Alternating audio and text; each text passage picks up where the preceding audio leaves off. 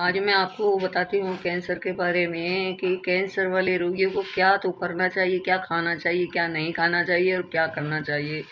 क्योंकि ये मेरी आप बीती कहानी है और इसीलिए आप बने रहिए वीडियो में लास्ट तक मेरे साथ, और बिल्कुल भी वीडियो को छोड़कर मत जाइएगा। बहुत इम्पोर्टेंट जानकारी देने जा रही हूँ मैं आपको, और ये कैंसर रोगियों के लिए बहुत ही एक वरदान की तरह साबित होगी।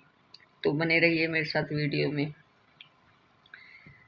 Hello everyone, good evening. कैसे हो आप लोग? राधे राधे, जय श्री कृष्णा।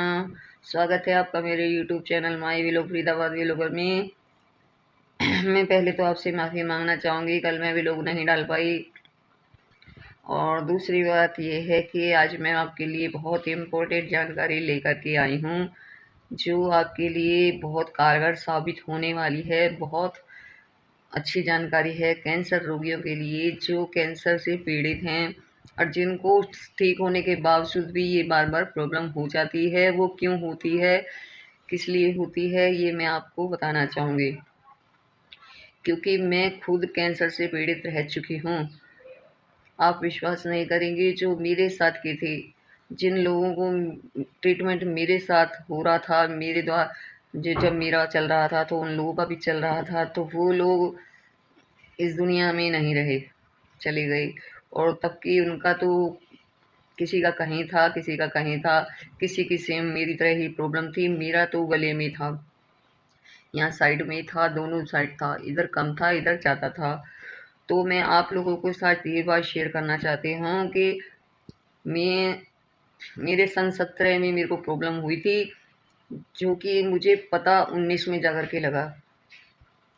मेरे को बहुत दिक्कत होती थी, तो मैं इधर उधर से दवाइयाँ लेकर के खाती रहती थी। फीवर होता था और मेरे हाथ पैरों में बहुत दर्द रहता था, खांसी बहुत ज़्यादा होती थी, उल्टी आती थी और दर्द भी होता था गले में। खाना सटकने में भी दिक्कत होती थी, हर तरह की प्रॉब्लम होती थी, लेकिन मैं इसको समझ नहीं पाई। और इसलिए मैंने क्या किया कि डॉक्टरों से इधर उधर से दवाइयाँ ले लेकर के खाती रही। मेरे को कोई आराम नहीं मिला। फिर एक दिन मैंने अपने बेटे से कहा कि मुझे जाकर के कहीं अच्छी जगह दिखा दी। फिर उसने जाकर के मुझे दिखाया तो पता लगा कि ये प्रॉब्लम है। हालत बहुत ख़राब थी, इतनी ख़राब थी कि 3rd स्टेज पर पहुंच गया था। और उसके दौरान तो मैं, कहते हैं ना, पता लगने के बाद इंसान धीरे धीरे धीरे धीरे अंदर अंदर घुटता रहता है, क्योंकि आप तो जानते हैं कैंसर से पीड़ित जो भी होते हैं बहुत कम लोग बचते हैं। लेकिन मेरी उस समय एज भी कुछ नहीं थी, 46 की थी मैं। तो अब जो है 19 में मेरा ट्रीटमेंट हुआ, 19 में ही मुझे पता चला कि ये प्रॉब्लम है। फिर मैंने ट्रीटमेंट करवाया, ये लगा लो कि 6 महीने तक मेरा इलाज हुआ। इस 6 मंथ के दौरान जब मेरा ट्रीटमेंट हो रहा था, मैंने अन्न का दाना मुंह में नहीं लिया। अन्न का दाना क्या, मैं तो लिक्विड भी नहीं लेती थी, मैं कुछ भी नहीं खाती थी, ना ही मैं जूस फल फ्रूट वगैरह कुछ नहीं खाती थी। ओनली बस दवाई, या कभी कभी सुबह शाम थोड़ी थोड़ी चाय लेती थी, बाकी उसके अलावा और कुछ नहीं, क्योंकि मुझसे खाया ही नहीं जाता था। और दूसरी बात है कि खाना भी नहीं चाहिए। जब हमारा ट्रीटमेंट हो रहा है तो अन्न का प्रयोग नहीं करना चाहिए। अन्न का प्रयोग करने से जो है ये बीमारी बार बार आती है। तो अब लगा लो 19 में मेरा ट्रीटमेंट हुआ था और अब चल रहा है 24, ख़त्म ही है। इतने साल हो गए हैं। वैसे तो वीकनेस है, उसकी वजह से मुझे कोई ना कोई प्रॉब्लम लगी रहती है, वीकनेस की वजह से। लेकिन मुझे वो प्रॉब्लम दोबारा नहीं हुई, क्योंकि मैंने इस दौरान, ट्रीटमेंट के दौरान, कुछ भी खाया पिया नहीं था। खाना तो मैं देखती ही नहीं थी, मुझे तो यही नहीं पता था कि रोटी का स्वाद कैसा होता है। मैं तो रोटी का स्वाद ही भूल गई थी। अगर कोई मेरे सामने बैठकर खाता भी था तो मैं कहती पता नहीं कैसे खा रहे हैं, मुझसे तो खाया नहीं जाता। तो कहने का मतलब ये है, मैंने खाली रोटी ही नहीं, अन्न ही नहीं, मैंने कुछ भी नहीं खाया, कुछ भी। जब मेरी रिपोर्ट नॉर्मल आई तब मैं थोड़ा थोड़ा थोड़ा थोड़ा खाना मैंने शुरू किया, क्योंकि मेरे मन को सुकून मिला कि मैं ठीक हो गई। वीक तो मैं इतनी हो गई थी कि कोई मुझे देखकर कहता ही नहीं था मैं बचूंगी, क्योंकि 6 महीने ना खाना मायने रखता है। क्योंकि फास्ट भी अगर एक हफ्ते के नवरात्रि भी कोई रखता है, खाते पीते भी कहता है हमें चक्कर आ रहे हैं। एक दिन का फास्ट भी कोई करता है तो बोलता है हमें चक्कर आ रहे हैं। लेकिन मैं तो 6 महीने ना खाने के बाद भी कमज़ोर ज़रूर हो गई थी, फिर भी पूरी घर का काम भी करती थी और हिम्मत नहीं हारी मैंने। मुझे हिम्मत हारने भी नहीं दी मेरे बेटे ने। हिम्मत मत हारो मम्मी, हौसला रखो, सब ठीक होगा। और देखो अंत में सब ठीक ही हुआ। तो मैं आपसे यही कहना चाहती हूँ कि जब भी आपको कैंसर की कोई दिक्कत है या प्रॉब्लम है, वो किसी भी स्टेज पर क्यों ना हो, लास्ट स्टेज पर क्यों ना हो, आप उस दौरान ट्रीटमेंट के दौरान अन्न का प्रयोग बिल्कुल ना करें। अगर आपको भूख लगती है तो आप लिक्विड ले सकते हैं, जूस ले सकते हैं, दूध पी सकते हैं, लेकिन अन्न नहीं खाना चाहिए। ये अन्न से दोबारा प्रॉब्लम हो जाती है।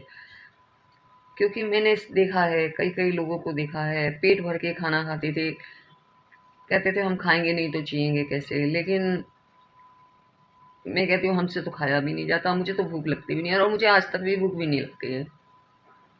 बहुत कम खाना खाती हूँ मैं। बच्चा भी खा लेता होगा दिन में 1-2 रोटी, मैं 1-2 रोटी भी नहीं खा पाती ढंग से। तो मैं आपसे बार बार यही कहना चाहती हूँ, कैंसर से जो भी लोग पीड़ित हैं, कैंसर पेशेंट हैं, इस बात को ध्यान से सुने और इस चीज़ को अपनाएं कि खाना नहीं खाना है। खाना खाओगे तो ये बार बार दिक्कत होगी ही होगी। क्योंकि कहते हैं कि जो खाने के कण होते हैं, वो जो अल्सर वाली जगह होती है, अल्सर ही होता है ये, वहाँ पर जाकर फंस जाता है और वो धीरे धीरे जहर बनता जाता है और फैलता जाता है। तो नहीं खाना चाहिए खाना। और फल फ्रूट वगैरह आप ले सकते हैं तो लीजिए, जूस वगैरह आप पी सकते हैं तो पीजिए, लिक्विड चीज़ ले सकते हैं, लेकिन अन्न को त्याग दीजिए। और उसके बाद में जो है अपना आपका ट्रीटमेंट भी अच्छा होगा और आपको दोबारा ये प्रॉब्लम भी नहीं होगी। और आप जब भी कुछ खाते हैं कुल्ला ज़रूर कीजिए, कुल्ला ज़रूर कीजिए। वो एक तो डॉक्टर दवाई देते हैं कुल्ला करने के लिए, माउथ फ्रेश होता रहता है उससे। और एक आप नमक पानी का भी कुल्ला कर सकते हैं, कभी सिंपल का भी करिए, सिंपल पानी का भी कर सकते हैं। थोड़ा सा गुनगुना पानी करके उसमें नमक डाल के कीजिए, उससे भी इन्फेक्शन दूर होता है। और खाने के बाद कुल्ला ज़रूर करें। कुछ भी आप चाय ले रहे हैं या फल खा रहे हैं, कुल्ला करें। मैं आज तक भी गर्म पानी में नमक डालकर सुबह के समय कुल्ला करती हूँ। तो आप ये सब चीज़ अपनाइए, कभी आपको कोई प्रॉब्लम नहीं होगी, ना ही ये दिक्कत दोबारा होगी। क्योंकि मैं तो इसलिए आप लोगों से शेयर कर रही हूँ। देखो दुख होता है ना, वही जानता है जिसको दुख होता है।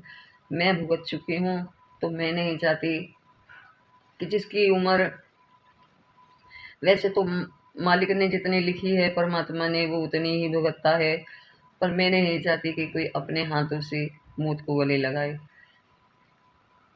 बहुत लोग छोटी छोटी उम्र में चले गए, मैंने देखा है। तो इसलिए मैं आपसे रिक्वेस्ट करती हूँ आप यही तरीका अपनाइए और अपने बीमारी को दूर भगाइए। तो इसी के साथ करती हूँ मैं वीडियो का एंड। उम्मीद करती हूँ आपको मेरी ये वीडियो पसंद आएगी। अगर आए तो मेरे चैनल को सब्सक्राइब कीजिए, वीडियो लाइक शेयर कीजिए। राधे राधे, जय श्री कृष्णा।